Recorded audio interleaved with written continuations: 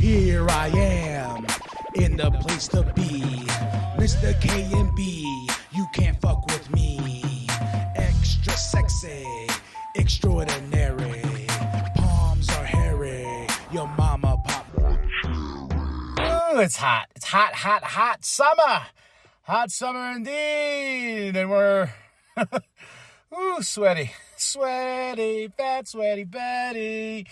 Oh my gosh, what up, y'all? It's K&B, the Sexy Ninja, the place to be for a Paper Saber universe, and this is the Sexy Ninjacast, a podcast all about me, my loves and interests. But if you want to listen to some pro wrestling breakdowns, check out the New World podcast.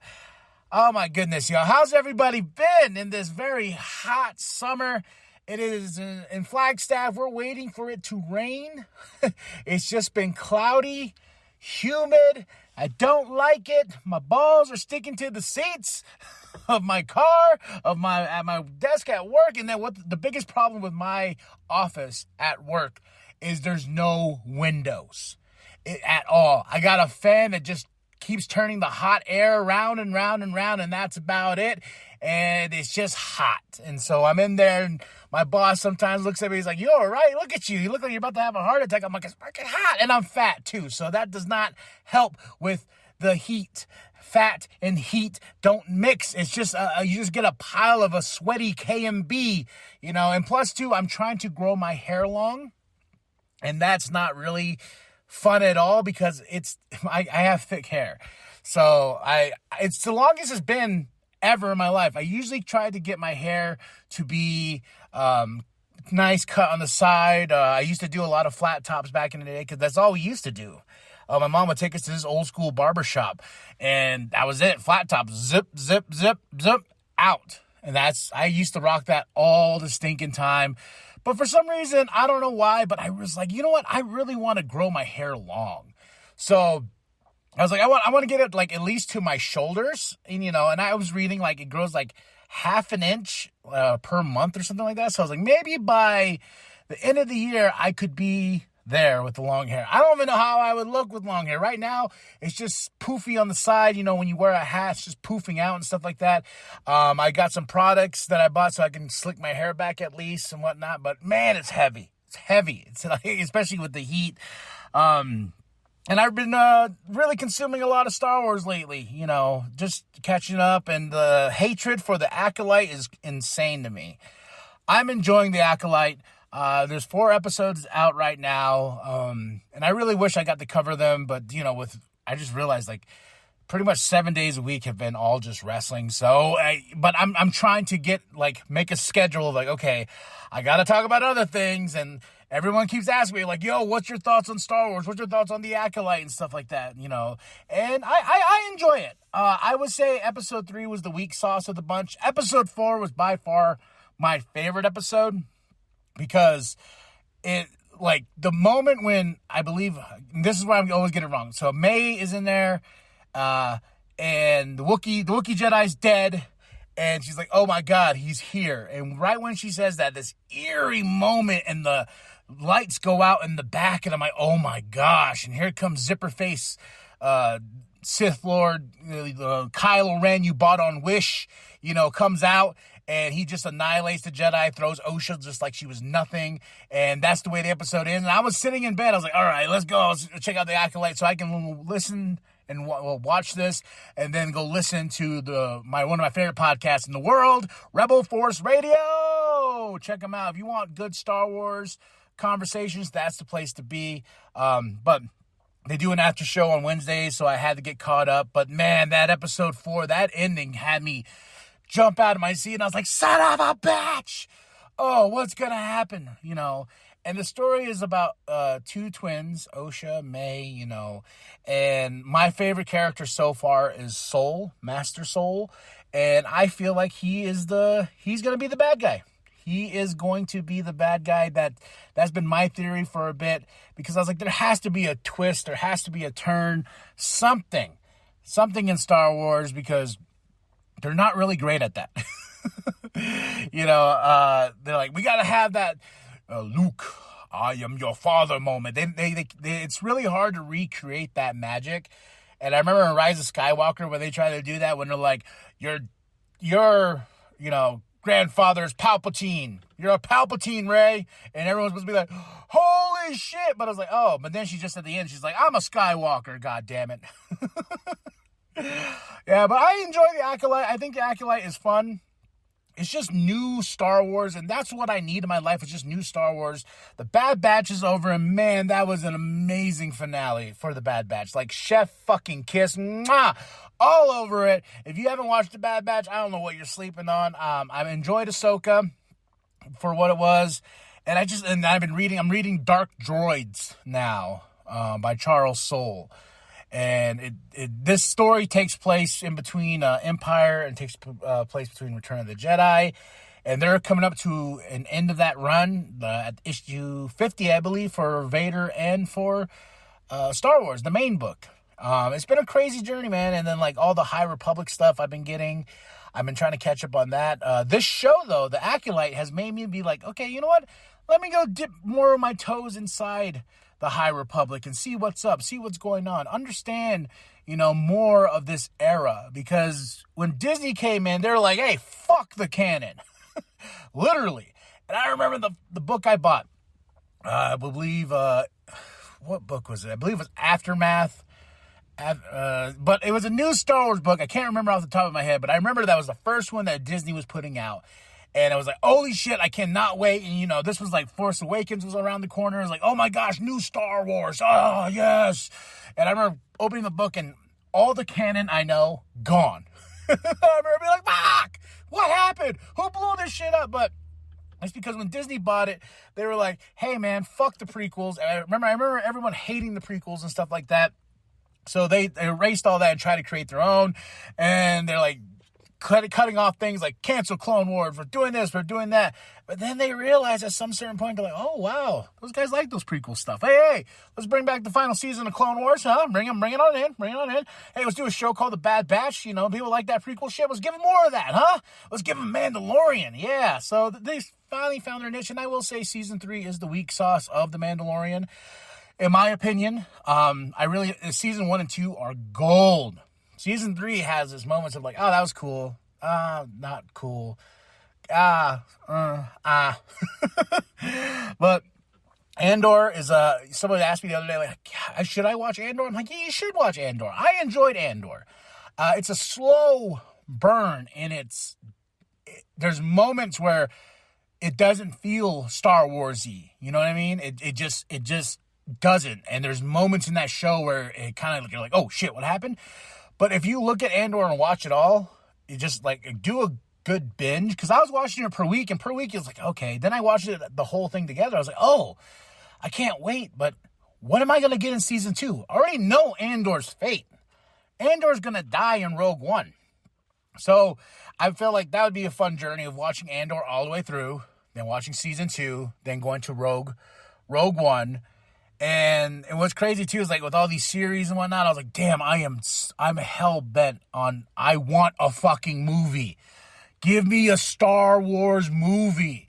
As much as I love the live action stuff, man, that's where I want to be. I want to be in the theater. I want to be in the cinema. I want to see, on the screen and whatnot a long time ago in a galaxy far, far away. I want to see that on the big screen. And I got to scratch that itch a little bit because Phantom Menace turned 25 years old. I feel old saying that.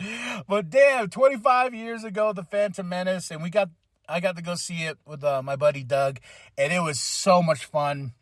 The pod racing scene, the Duel of Fates, and whatnot. It was just like, oh, this is Star Wars, man.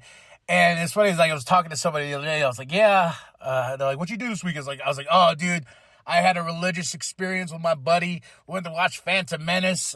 Got my Star Wars on. I'm like, oh, the prequels suck. I'm like, you suck. You can suck it.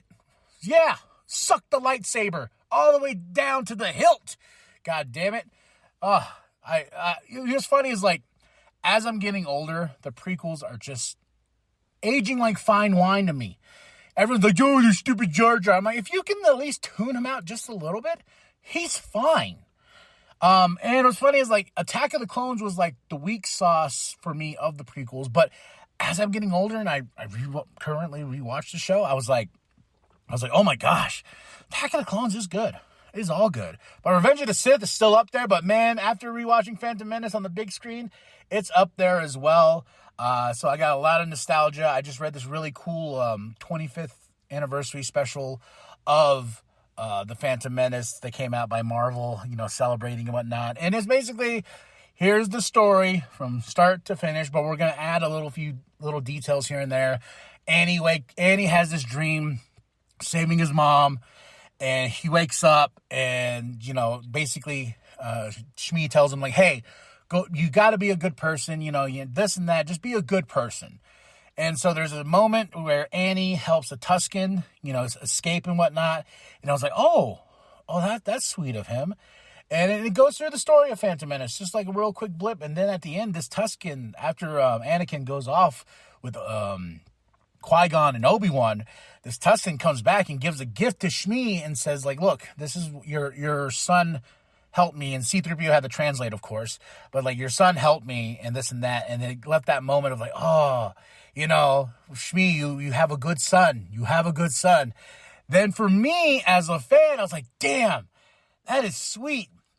But you got to tell that Tusken, hey, man, Andy's going to come back and murder all of you. I mean, all of you. Because he hates sand. He hates you.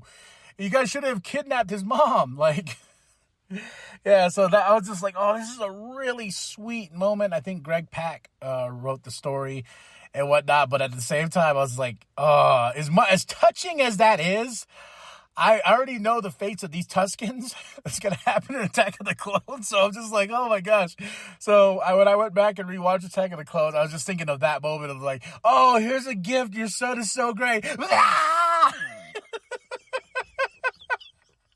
don't know why I thought that was so fucking funny, but I just did.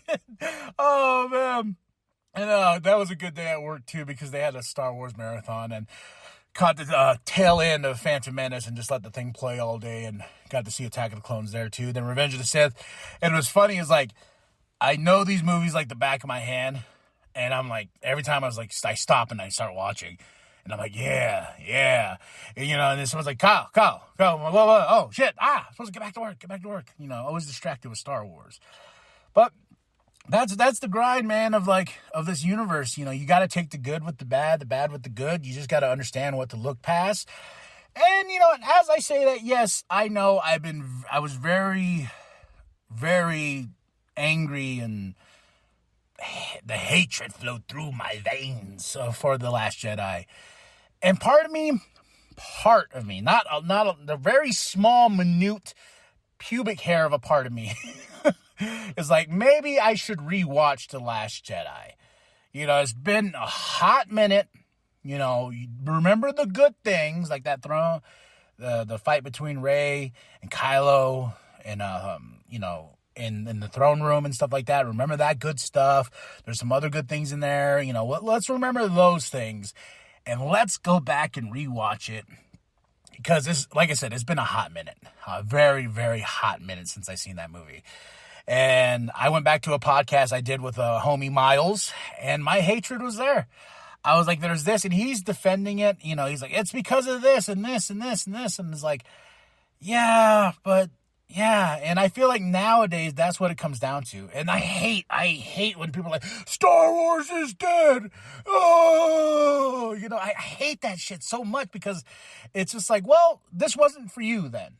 And that's what The Last Jedi was. Like, The Last Jedi was made by a director that was like, this is my style. I've never done a big Hollywood movie before, but here it is, And The Force Awakens, as much as I do like The Force Awakens, the problem with that movie is it's so much mystery.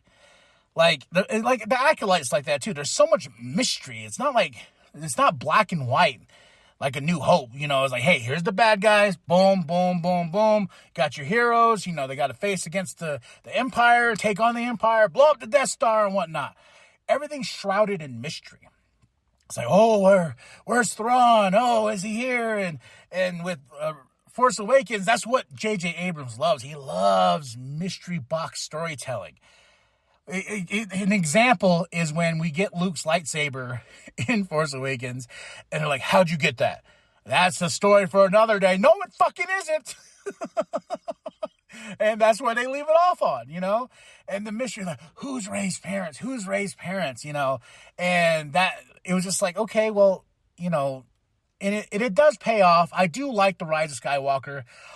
I did a recent watch. I did a review, I think last year, because I sat down and just rewatched the movie, and I just really enjoy it. And all the things I hear with Ben Solo, like what Adam Driver says, he'll no longer ever play that character, and the character's dead. I hate when interviewers ask, like, hey, will you ever come back? And it's just like, he's dead.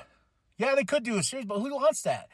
I want to see, I wish we got more out of the three, Rey, Poe, and Finn. Like, I wish, though, that we got more out of them. So I'm hoping with this Rey movie, I think Oscar Isaac even said, like, I don't want to come back for that. I don't want to come back to Star Wars. He didn't say for the movie, but Daisy Ridley's going to come back for the Daisy Ridley movie, the Rey Skywalker movie. And I'm interested. I want to see what that is. Is it the start of a new trilogy? And then, of course, I know they announced that they're going to do The Mandalorian and Grogu, which is a terrible title for a movie. But you can even just call it The Mandalorian. That's the whole thing about that. I was like, you could just call it The Mandalorian, and I will be there in the theater watching. But there's that movie on the horizon. There's Dave Filoni's movie on the horizon. And there's so many things that I believe James Mangold has a movie that's way before, like, the starting with the first Jedi, how the Jedi began and stuff like that. So those are interesting. I want to learn about that. And that's why with the Acolyte, what I like about it is it sparks my interest and be like, you know what? Let me give the High Republic a try. I've heard some things, but let me give it a try, because that's the problem with today. Is people see the headlines, Star Wars is dead, and people are like, yeah, fucking retaliate, they don't try. They don't try it. They don't give it a shot. They just automatically have this hatred for it, even though they didn't watch it. And then people are like, oh, that doesn't make Anakin, the chosen one. The witches, well, devil worshipping in Star Wars. It's like, witches have been a part of Star Wars for a very, very long time. So stop. Stop it. And I definitely want more things. Like, the Acolyte is something that I feel like is cool, because my uncle texted me, he's like, hey, what do I need to know about this show? I was like, well, what I like about this show is you really don't need much. Do you need to go do a bunch of homework and read all the High Republic stuff? Not really. It's a story about two twins, and one's on the path of the dark side, one was on the path of being a Jedi, but she didn't want to be a Jedi no more. And I will say this, in that fourth episode, the funniest thing to me in that whole episode was how, like, Osha is like, oh my God, it's telling Soul, like, Soul's like, what do you want to do? He's like, oh, my sister's a murderer. She murders Jedi. Fuck her. I don't want to save her. I don't want to do it. She's a murderer. Then you flip over to May, who's on this path of the dark side, and then automatically, no hesitation, just has this weird, like, oh, my sister's alive. I'm done doing this. I'm out of here. And Chimera, I believe is his name, was like, hey, man, no, he's going to kill you. He's going to find you. And but I just love that those two scenes made me laugh so hard, because, well, at the end, it made me laugh so hard just because it was so much like Osha's like, oh, yeah, no, murderer. And over here, I've been murdering all these Jedi. Oh, wait, my sister's alive? Shit, man, I'm out. Peace. I want to go on the path, with my sister and whatnot. It was just like, oh, two different yin and yangs, which I thought was funny. But I can't wait until the 5th episode. I'm very excited. I got, was it 2 days? 3 days. Because I watched it on Wednesday, then I tried to do the after show, but on for Rebel Force Radio. But that's Star Wars, man. You just got to take it as is sometimes and just know. And you can be critical. You can be critical as you want, because I've gone back and watched things, and I love watching Star Wars with Doug, because me and him can sit there and we can laugh and we can make jokes and be like, especially like I went back and re-listened to our Empire Strikes Back movie commentary. cracking jokes the whole time because you can. You can have fun with Star Wars. Like, don't go into your little ball of hatred, which I did, and I'm not shying away from it. I did for a year and a fucking half with The Last Jedi. I went to the dark side. Don, don, don, don, don, don, don, don, don. The Last Jedi ruined my life. Literally, I let it. But part of me had to grow up and be like, you know what? You gotta just be cool about these things. Just live life the way you want to and just enjoy Star Wars and try not to listen to the haters. But they're out there. They are out there. So there's my Star Wars rant. I hope you enjoyed. That's all I want. I just wanted to get this off my chest because a lot of people have been asking me, like, what do you think of the Acolyte, Kyle? What do you think of the Acolyte? So I just want to get that out there. But that's it. That's all. Like and subscribe. Share it with your grandma. Share it with your grandpa. Share it with the bum down at Walmart. Go to ProWrestlingTees.com/New World Podcast. Get yourself that sweet NWP logo. And there is a KNB, the Sexy Ninja shirt there. And there's going to be another one on the way. All right? And remember, stay sexy, ninjas. Whoop, whoop! I don't like sand. It's coarse and rough and irritating. And it gets everywhere. Welcome to the wicked shit. Oh, yeah.